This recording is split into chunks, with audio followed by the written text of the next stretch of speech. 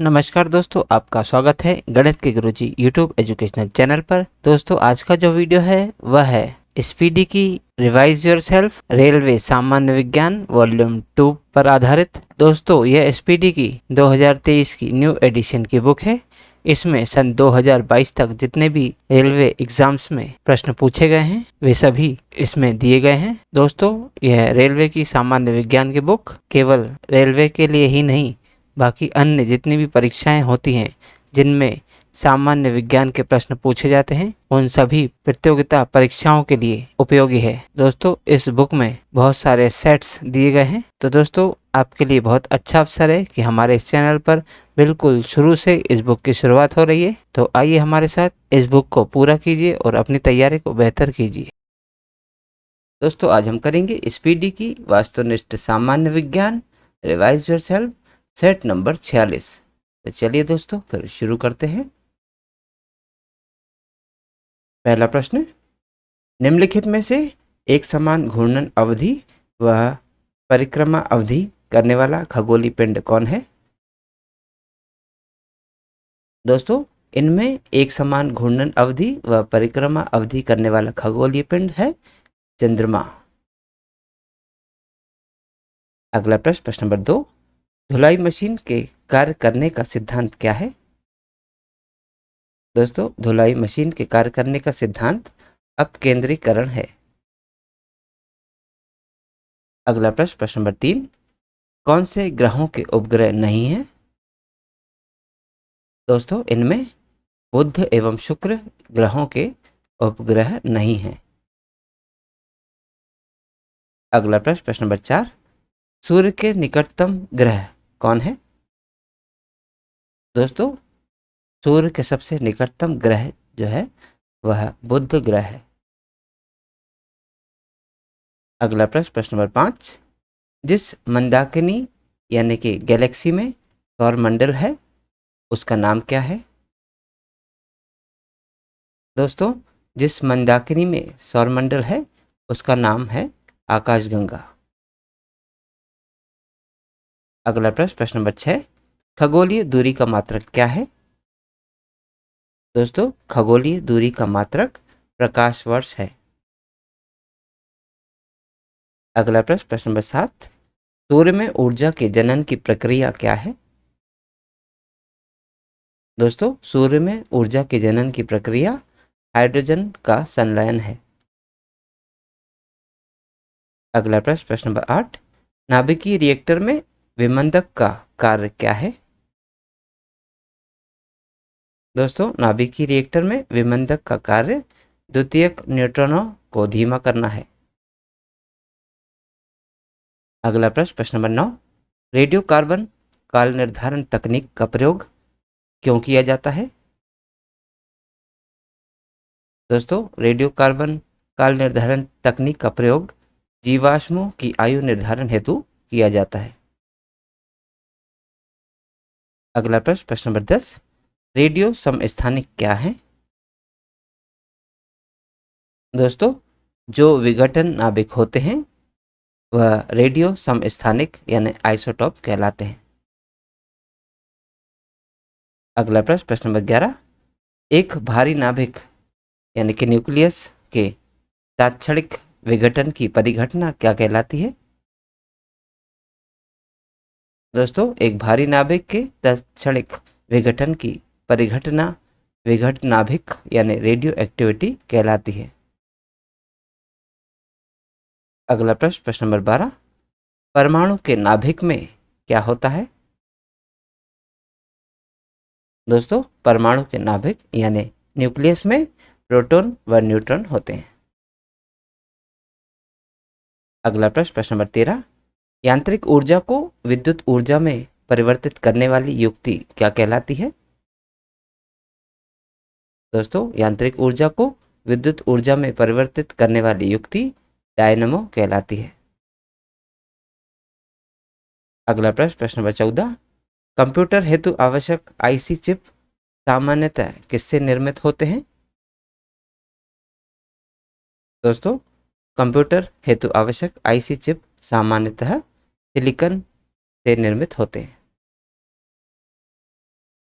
अगला प्रश्न, प्रश्न नंबर 15, समुद्र की गहराई मापन यंत्र कौन है? दोस्तों, समुद्र की गहराई मापन यंत्र फैदोमापी या फैदोमीटर है।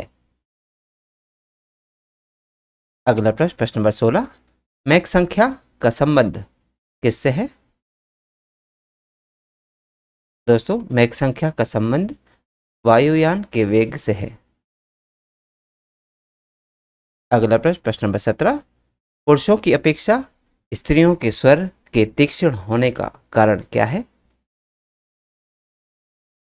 दोस्तों, पुरुषों की अपेक्षा स्त्रियों के स्वर की तीक्ष्ण होने का कारण उनके स्वर की उच्च आवृत्ति है। अगला प्रश्न, प्रश्न नंबर 18, कैमरे का कौन सा भाग मानव नेत्र के दृष्टिपटल यानी कि रेटिना के सदृश है?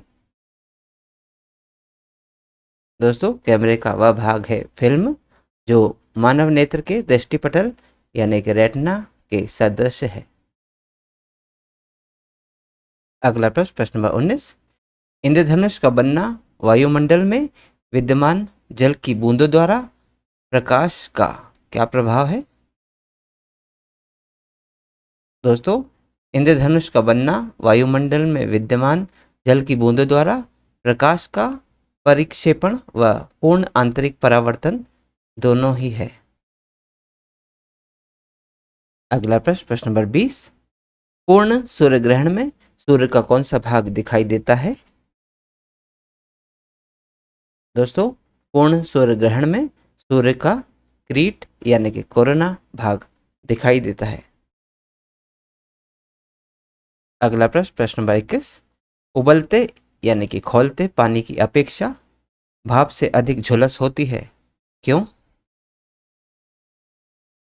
दोस्तों, उबलते पानी की अपेक्षा भाप से अधिक झुलस होती है क्योंकि उबलते पानी की अपेक्षा भाप में अधिक ऊर्जा होती है।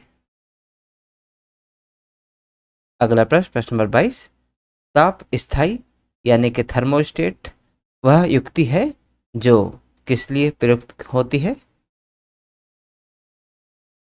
दोस्तों, ताप स्थायी यानी कि थर्मोस्टेट वह युक्ति है जो ताप नियमन हेतु प्रयुक्त होती है। अगला प्रश्न, प्रश्न नंबर 23, जब ध्वनि एक माध्यम से दूसरे माध्यम में प्रवेश करती है तो क्या अपरिवर्तित रहता है?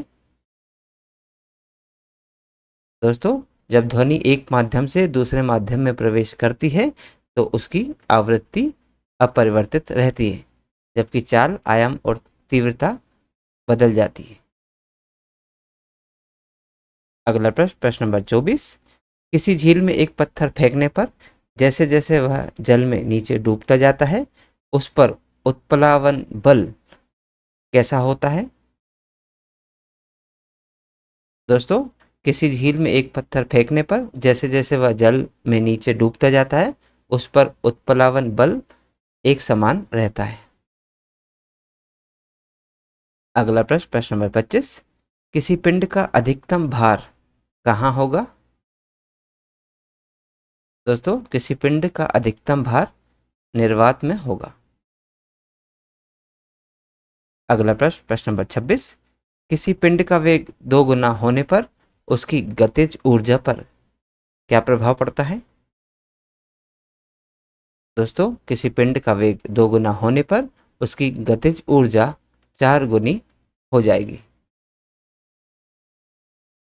अगला प्रश्न, प्रश्न नंबर 27, भू स्थिर या तुल्यकाली उपग्रह यानी कि जो स्टेशनरी सैटेलाइट के घूर्णन का आवर्तकाल कितना होता है? दोस्तों, भू स्थिर यानी तुल्यकाली उपग्रह जियो स्टेशनरी सैटेलाइट के घूर्णन का आवर्तकाल 24 घंटे का होता है। अगला प्रश्न, प्रश्न नंबर 28, नदी में तैरता जलयान जब समुद्र में जाता है तो क्या स्थिति रहती है? दोस्तों, नदी में तैरता जलयान जब समुद्र में जाता है तो वह थोड़ा सा ऊपर उठ जाता है। तो दोस्तों आज की इस प्रश्नावली में कुल 28 प्रश्न थे जो हमारे द्वारा पूर्ण कर लिए गए हैं। दोस्तों यदि आप आज की वीडियो का PDF प्राप्त करना चाहते हैं तो आप हमारे टेलीग्राम चैनल से जुड़ सकते हैं। दोस्तों हमारे टेलीग्राम चैनल में इस यूट्यूब चैनल के सभी वीडियोस के PDF मुफ्त में अवेलेबल है, तो आज ही जाइए और तुरंत ज्वाइन कीजिए और सभी वीडियोस के PDF को मुफ्त में डाउनलोड कीजिए और अपनी तैयारी को बेहतर कीजिए। और दोस्तों यदि आप इस यूट्यूब चैनल पर नए हैं तो चैनल सब्सक्राइब कर लीजिए, वीडियो को लाइक किया कीजिए तथा इसे अन्य लोगों के साथ भी शेयर कीजिए। तो दोस्तों मिलते हैं अब अगले वीडियो में अगली प्रश्नावली के साथ। तब तक के लिए नमस्कार।